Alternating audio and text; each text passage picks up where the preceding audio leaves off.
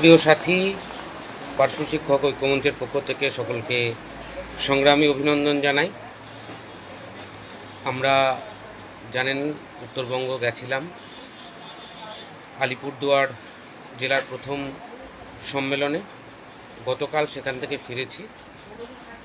ওখানকার পার্শ্ব শিক্ষক সাথীরা যারা জানতে চেয়েছেন যে ঠিক আছে কি না, তাদেরকে বলবো শারীরিক দিক থেকে একটু অসুস্থ হলেও রিকভার হয়ে যাবে খুব তাড়াতাড়ি।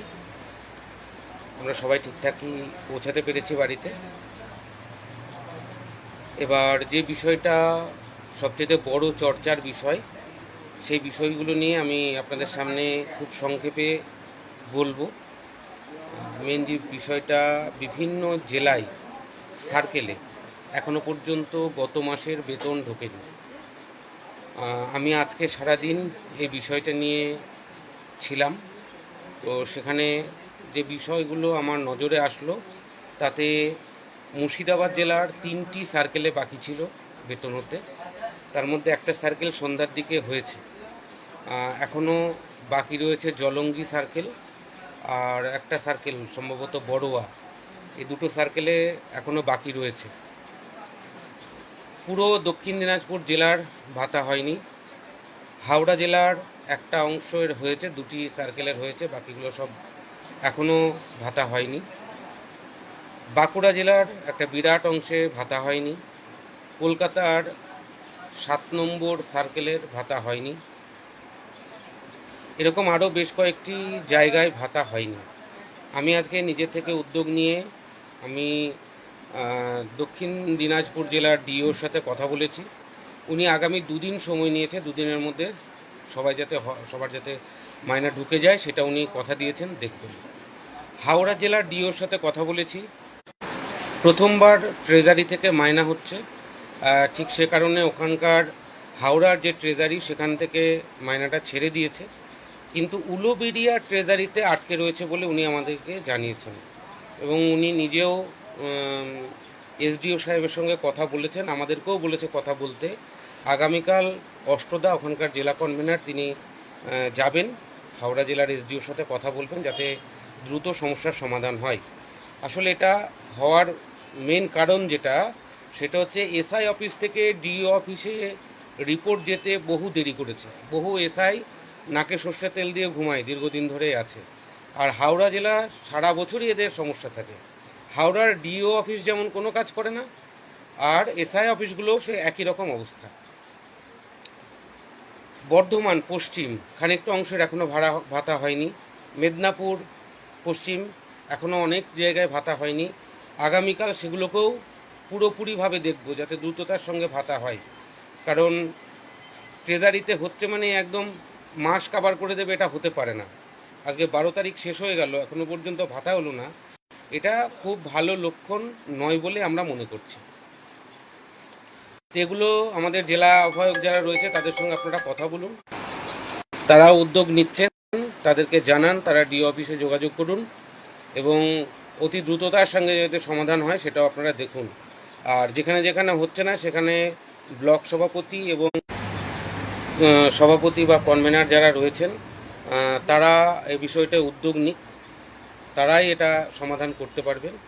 আর তারা যদি না পারে আমাকে বলবেন, আমিও আমার অ্যাঙ্গেল থেকে আমি চেষ্টা করছি।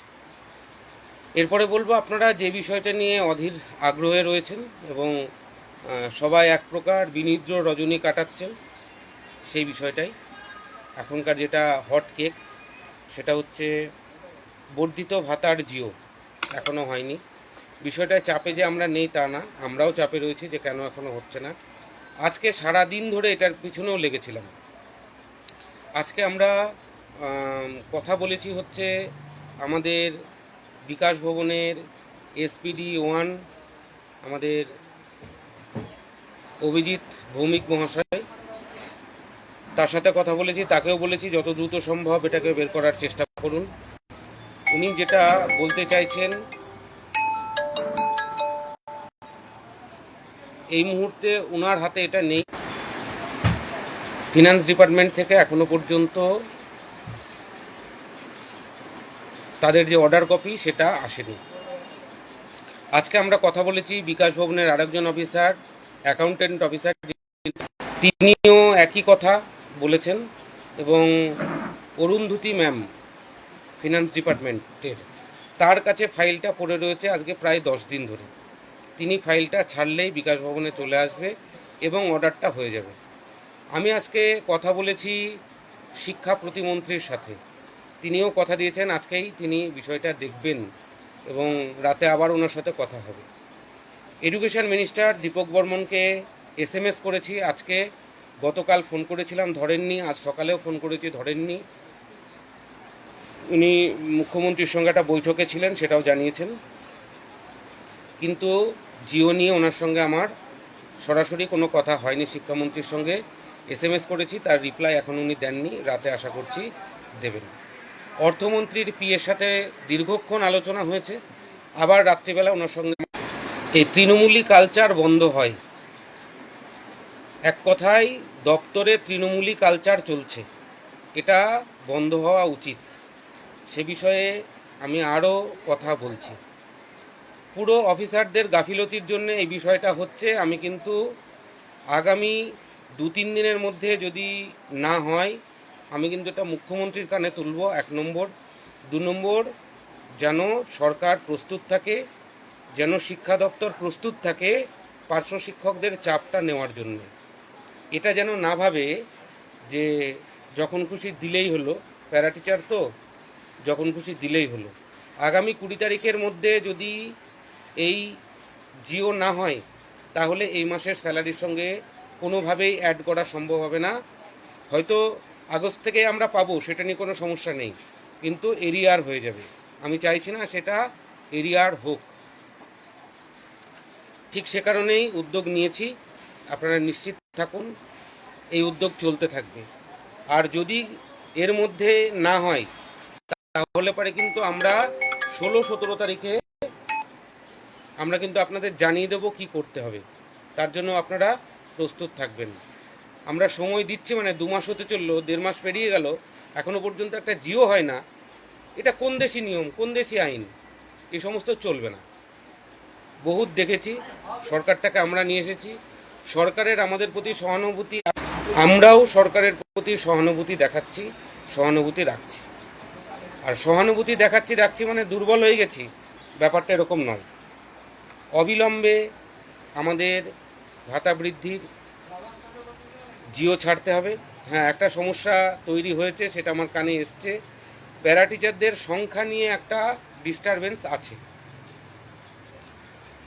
কারণ এর আগের সরকারের কাছে তথ্যগত কিছু ত্রুটি রয়েছে, সেগুলো যাচাইয়ের কাজও চলছে, সেগুলো নিয়ে কাগজপত্র সংগ্রহ করা ইত্যাদি ইত্যাদির কাজও চলছে।